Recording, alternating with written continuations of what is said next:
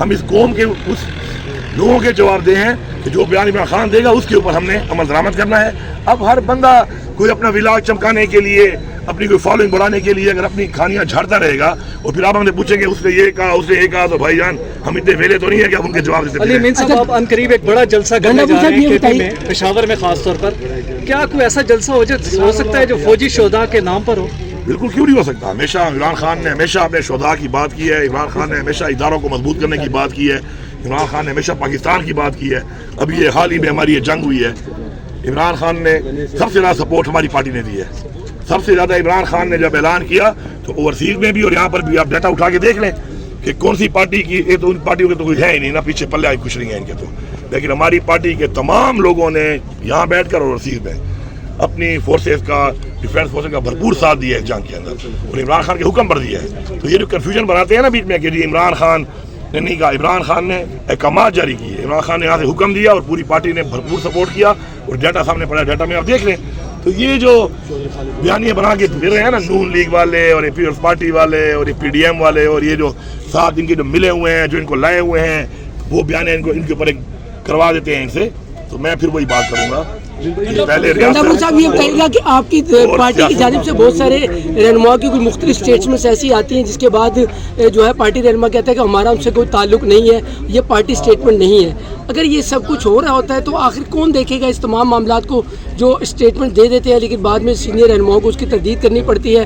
تو اس پہ کچھ چیک اینڈ بیلنس, یا عمران خان صاحب اس پر کوئی ایکشن کیوں نہیں لیتے, پارٹی ایکشن کیوں نہیں لیتے؟ دیکھیے, جب پارٹی کا لیڈر جیل میں ہو اور ایک پارٹی اتنی بڑی پارٹی ہو تو ظاہری بات ہے لیڈر لیس جب ہے اس طرح کے پور سے ملاقات تک نہیں چھوڑ رہے, تو یہ چیزیں آتی رہتی ہیں, یہ مسائل چھوٹے موٹے آتے رہتے ہیں اس کے اندر. باقی اب کسی نے کوئی بیان دیا, کسی نے اس بیان کو نہیں مانا, آپ کوئی آپ اسپیسیفکلی کوئی بات کر لیں تو میں اسی کو آپ کو جواب دے سکتا ہوں. جنرل بیس میں کیا بات ہے. علی امین صاحب, یہ بتائیں آپ نے عمران خان کو باہر لانے کے لیے کیا کوششیں کی, صد کے دل سے بھائی جان؟ جتنی کوشش میں نے تحریک انصاف کے لیے کی ہے نا آج تک, یہ کوئی اچھا یہ میں بتاؤں آپ کو, تحریک انصاف ایک اچھے برے وقت کوئی پہلی دفعہ نہیں آئے. اب ذرا برا وقت بہت زیادہ آیا ہوا ہے, ورنہ پہلے بھی آئے ہیں, ایسے بہت چیزیں چلی ہیں, اور اس میں ہر ایک کے سامنے ہے وہ وقت کہ کس نے کیا کیا اس وقت اور کس نے کیا وہاں پہ اپنا کردار ادا کیا.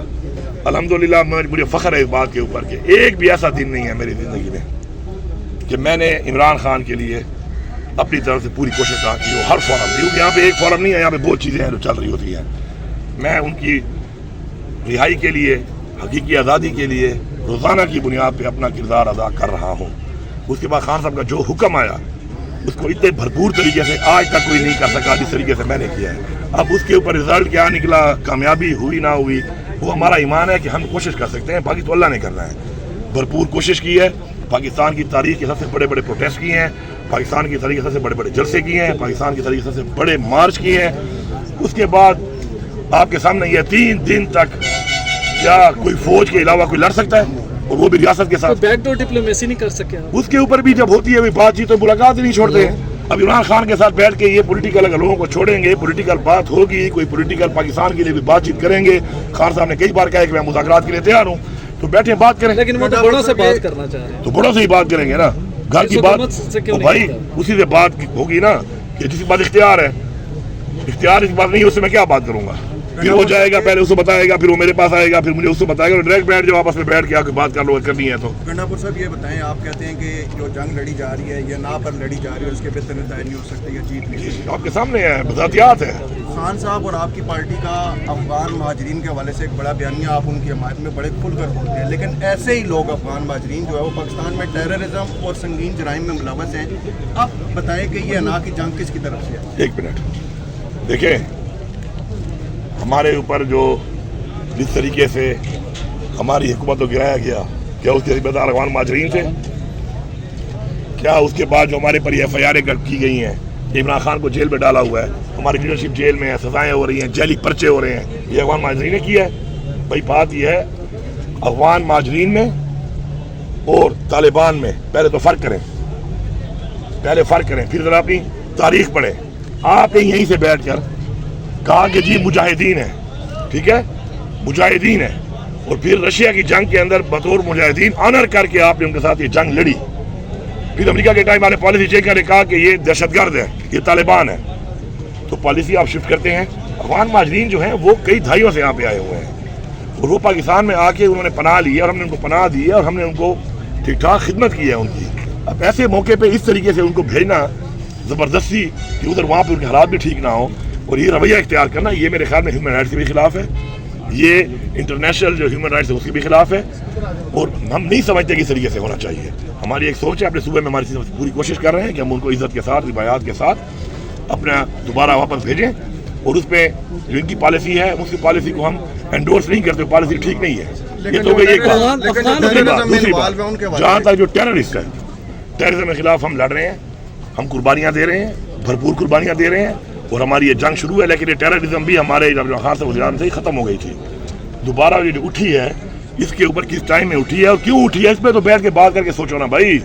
اس سے پہلے ہم نے پالیسی اختیار کی جو ہم کہتے ہیں کہ آپریشن نہیں ہے ٹھیک، اس کی وجہ کیا ہے؟ اس سے پہلے آپریشن سے فائدہ نہیں ہوا. تو بیٹھو اپنی پالیسی کے اوپر، اپنی غلطیوں سے بیٹھ کر اصلاح کر کے آگے کے لیے ایک پلان بناؤ، اور اس پلان میں اچھی سوچ کے ساتھ، اچھی نیت کے ساتھ آگے بڑھو. یہ نہیں ہو سکتا کہ میں اپنا ایک فیصلہ کر کے بیٹھ جاؤں اور میں سمجھوں کہ میرے فیصلے سے لوگوں کا نقصان بھی ہو، ملک کا نقصان بھی ہو، فورسز کا نقصان بھی ہو، اور میں وہی فیصلہ کر کے بیٹھا ہوں کہ میں تو ایسا ہی کروں. علی صاحب، آپ افغان حکومت کو کیوں نہیں کنڈیم کرتے کہ انہوں نے ٹی ٹی پی کو پناہ دے رکھی ہے، وہی آپ کے صوبے میں حملے کرتے ہیں، ان کو کیوں نہیں آپ کنڈیم کرتے؟ دیکھیں، پہلی بات تو یہ ہے کہ میں جب پہلے وزیر اعلیٰ بنا، میں نے پہلے شروع میں کیا بات کی کہ ہمیں مذاکرات کرنے چاہیے افغانستان کے حکومت کے ساتھ. یہی کہا میں نے. انہوں نے آگے سے کیا کہا کہ جی اس کا تو ایک کام ہی نہیں ہے. یہی بات ہے. اچھا میرا کام نہیں ہے، تمہارا کام ہے بھائی، تم کر لو.